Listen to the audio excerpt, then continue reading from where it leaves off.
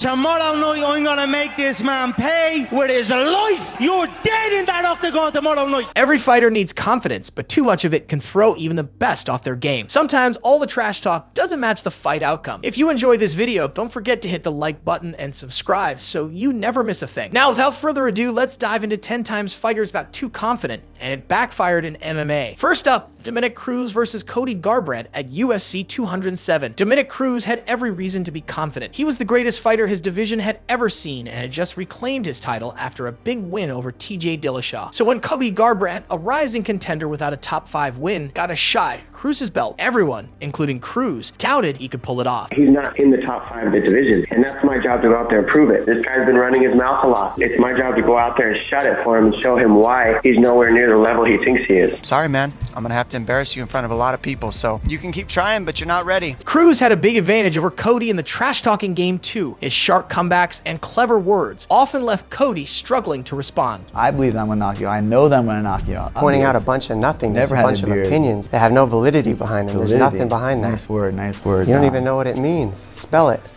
You think that you're gonna land that big punch, but when you're whiffing and when you're missing and you think that big shot's gonna land and then you realize it's not and I'm not there like a ghost, then you're gonna realize real quick that you signed a check that you can't cash. I'm gonna take all your money and I'm gonna embarrass you. I like the guy. He looks like a win on my record. He's gonna be swinging it there all night, baby. But fights aren't won or lost with words. When it was time to step into the octagon, Garbrandt shocked everyone by completely outclassing the Dominator. He made Cruz miss the way Cruz had made so many others miss in the past. It turned out to be an unexpectedly easy win for Garbrandt and a harsh lesson in overconfidence for Cruz. Loss is part of life. If you don't have loss, you don't grow. This isn't tough, this is life. All I can say is I lost, and I'll take my loss like a man. Alistair Overeem is known for his unshakable confidence, and rightfully so. He dominated in both Strikeforce and K1, achieving major success in each. Gut-wrenching lead from the ring, he tags him, it's over. Good night, Overeem! After Alistair Overeem's impressive UFC debut where he demolished Brock Lesnar, fan anticipation was through the roof. When he was matched up against veteran Antonio Bigfoot Silva, most people were sure it would be an easy win for Overeem. I know I'm a better fighter. Fight will probably end in 1 or 2 rounds. I'm gonna raise my hands after, and he's just gonna be a number on my list. He's a big guy, he's a strong guy.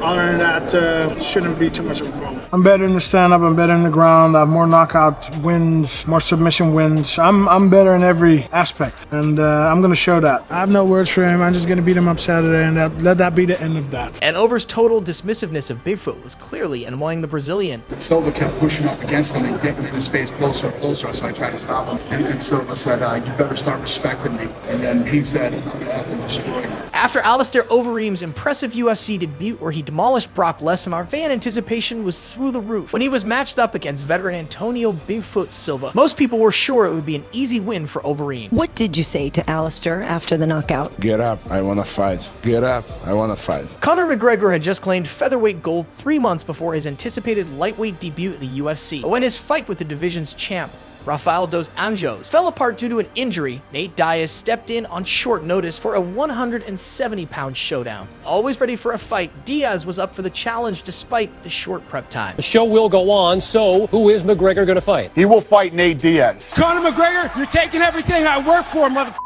I'm going to fight your We felt this was the fight to make and the fight that the fans wanted to see. To Conor, the somewhat limited and predictable Nate Diaz didn't seem like much of a threat. In his mind, Diaz was just another opponent who wouldn't cause him any serious problems. Certainly going to toy with the young boy. I'm going to play with him. His entries and his exits, his retreats, his feints, his patterns are all identical. He can't break out of his set routine, so he is very, very predictable. There's been no adjustment of any kind. It's simply going in as I am. The only approach I changed is I dug the grave a little bit wider, a little bit longer for Nate's skinny, fat, long body. I'm gonna slap the head off him. It's business as usual. You're just praying you can survive. He will not be able to handle the ferocity. He will be KO'd inside the 4th round. Your little gazelle friends are going to be staring through the cage, looking at you, getting your carcass getting eaten alive, and they can do nothing. All they're going to do is say, we're never going to cross this river again. Well, on fight night, all of Conor's confidence crumbled. Nate Diaz managed to endure the early onslaught and turn the tables on a worn-out McGregor, forcing him to tap out with a 2nd round submission. Before this, Conor was riding high, but this shocking defeat became one of MMA's most memorable reality checks. Things real bad, but this is the fight business. He was very efficient and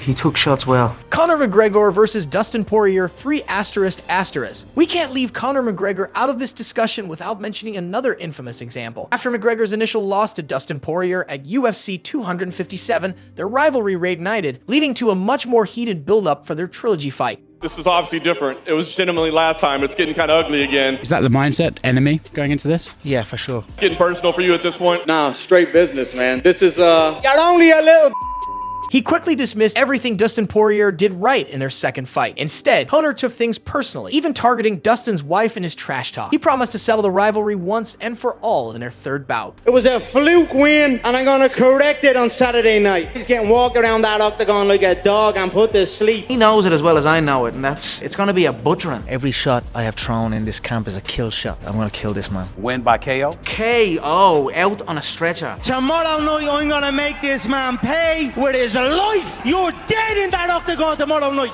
Things didn't go as planned for Conor. Dustin Poirier had the upper hand early, and when Conor's leg snapped in the final seconds of round 1, it was a huge moment of karma in the sport. This is not over. If we have to take this outside with him, it's all outside. We don't give a James Vick had his moments, but when he started losing, things went south quickly. One of his biggest mistakes was trash-talking Justin Gaethje, calling him the Homer Simpson of MMA. I'm not the Homer Simpson of MMA like you are, bro. I'm not going to take a beating, but you will get knocked the out. You take 10 significant strikes per minute. That's 50 shots a round. You ain't lasting 3 rounds of me taking all that beating like that. Vick seemed confident that his technical skill would prove too much for the battle-tested Gaethje. Honestly, I don't think he's a world-class fighter. He doesn't have world-class skill set, and I think he's going to be exposed. And I just don't think I don't even think he's a top 10 fighter in the UFC. I'm going to land something big, and I'm going to knock him out. That's your last main event. You're about to be on a 3-fight losing streak and shipping your ass back to the B League to fight tomato cans again. You're a can crusher. You're a can crusher, bro. You padded your record against B-level competition. You are going to get slapped. You're going to get knocked out within 3 rounds for sure. Unfortunately for Vick, Justin Gaethje landed a devastating overhand punch, sending him crashing to the canvas with a first-round KO. It was a spectacular comeback for Gaethje and one of the most memorable one-punch knockouts you'll ever see. You put him to sleep? I mean, how good does it feel right now? Oh, it feels amazing, man. He talked a lot. Yeah, you know, this is a painful way to go out. Is that a humbling experience? What's that like to take that loss on such a spotlight? It was depressing, obviously, losing. It was more about the opportunity I blew, you know. Speaking of fighters who rattled Gaethje's cage, let's talk about the bout that made him a star. After joining the UFC in 2017, Justin Gaethje was expected to make a decent impact, but when his debut opponent, Michael Johnson, started trash-talking him in the media, it only fueled Gaethje's fire. It takes way too much damage, man. He sits in there and has wars with these guys. His career is not going to last that long. Especially during their pre-fight press conference. Eat you up for dinner, boy. Save nothing for leftovers. It became clear that this was turning into a grudge match. I'm not here to welcome guys from the C League in here, you know, but at the same time, yeah, of course, I'm going to welcome him into the UFC, and it's not going to be a good night for him. I'm not trying to beat him. I'm not trying to win by a decision or a point. I'm literally going to try to take this man's life. If you're not ready to die, don't show up. I am ready to die. I'm telling you right now, that's breaking my mind. Breaking You're in a piece by bad piece. night, boy. Artistically breaking you. I eat my whole. I don't fucking take piece by piece. We're gonna bang, don't get it wrong, but you're out of your league on this one, buddy. Johnson took control early in the fight, but Justin Gaethje weathered the storm and eventually landed a stunning knockout in the second round. It was an all-time great debut win and an epic way to silence his rival. I broke him. Said I was going to break him, I broke him. Him coming over, I wanted to give him a fight, and I think I gave him a pretty good one. Ben Askren versus George Masvidal. Is there a bigger personality clash in MMA than Ben Askren versus George Masvidal? These two were polar opposites, and the build-up to their fight was filled with Askren trying to belittle Masvidal. He's an idiot. He's so dumb. If George comes up and gets in your face, do you think it could get physical before the fight? Yeah, he's that dumb. They need to keep the idiot away from me. Well, also going on about how he'd dominate the fight. There is no way in God's green earth this guy could do anything to me. It's totally impossible. How do you beat him? Any way I want. How do you think? I dominate him whole time. I will do whatever I want to this person. I will dominate them. I will humiliate them. His muscles aren't very big and his beard's pretty ugly. But besides that, I think it's going to be total domination. George Masvidal did throw a few zingers back, but the real punishment came in the fight. Masvidal wasted no time countering Askren's takedown attempt with a lightning-fast flying knee and then adding a couple of extra shots just to make sure. People say the punches weren't really necessary. Maybe They were super necessary. It was the fastest KO in the history of the UFC and quite possibly the coldest knockout we've ever seen. Apparently, I guess I set a record of some sort. I was like, oh, I lost to George Masvidal. This freaking sucks. I don't like George at all, but that was a damn good flying knee. On paper, Yana Kunitskaya versus Rose Namajunas looked like a pretty big mismatch, and it's no surprise Yana underestimated Rose's striking threat. After all, Yana was a Muay Thai champion and was highly dismissive of Thug Rose throughout fight week. I think you cannot be the champion because you just can't do this. You can't deal with the media, you cannot deal with the pressure. It's too much for you. You know what? I will take your soul. You don't know about being a champion and you're never gonna be a champion. Believe me, I'm taking your soul with me. Okay. You are not stronger mentally, you are mentally unstable and you are broken already and I will break you in the fight. I will retire in the future as undefeated. I have this chance, I have this opportunity, and I will make this happen. During their pre-fight stare-down, Yana tried repeatedly to get into Rose's head while Rose ominously recited the Lord's Prayer. You keep talking to her. What are you saying to her? I'm just saying the Lord's Prayer. Boogie Woman is coming tomorrow! Boogie Woman is coming for you!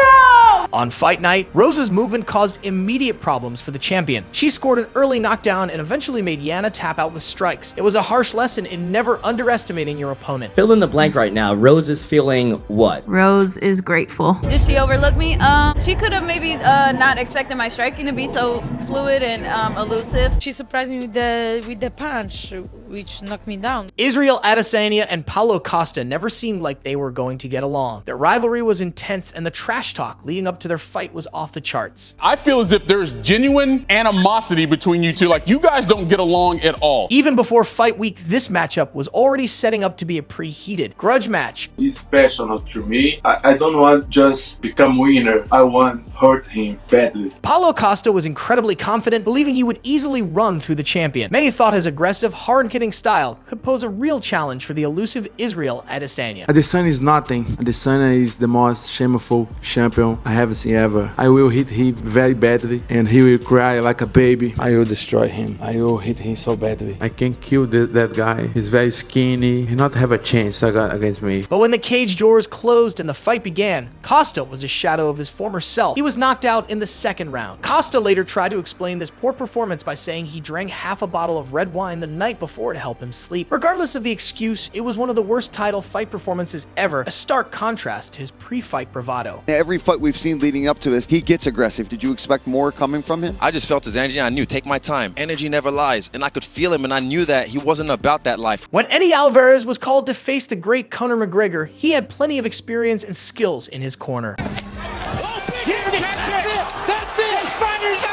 As a champion in every promotion he had competed in, Eddie Alvarez was a veteran in every sense of the word, or at least that's what he thought when he signed on the dotted line. I would ask Dana White, please, to give me an easier fight like Conor McGregor. I've been fighting the best guys, so I would like a gimme fight. As it turned out, fighting Conor was not like fighting any other matchup. Come on, Eddie, you've been over in Japan or some shit. You've been fighting bums all your life. You've never been on this stage. You've never been against a guy like me. You're an absolute bum. And though he tried to engage in the trash talk pre-fight, his attempts didn't really land. I want an apology for saying my wife and kids. Suck these big Irish balls. You ain't got a shot. Your coach knows you ain't got a shot. And anybody who knows anything about fighting knows you ain't got a shot. You're here because you're the easiest dude in this division. That's why you're here. He's not a championship fighter. He's never been. Come November 12th, you guys will see. Give us your thoughts on this fight and what it means to defend your title for the first time. I'm gonna silence everyone, goddamn you mother. When the fight began, it was clear that Eddie Alvarez wasn't his usual aggressive self. Conor McGregor picked him apart with ease, and Alvarez seemed completely out of his depth. The TKO came swiftly, and to be honest, it wasn't even close. The speed and timing were very good. You could tell, he's got years of boxing behind him. He did a phenomenal job, and he continues to do a good job for the sport of MMA. As always, if you enjoyed the video, don't forget to like and subscribe so you don't miss out on any future content. Thanks for watching, and we'll see you in the next one.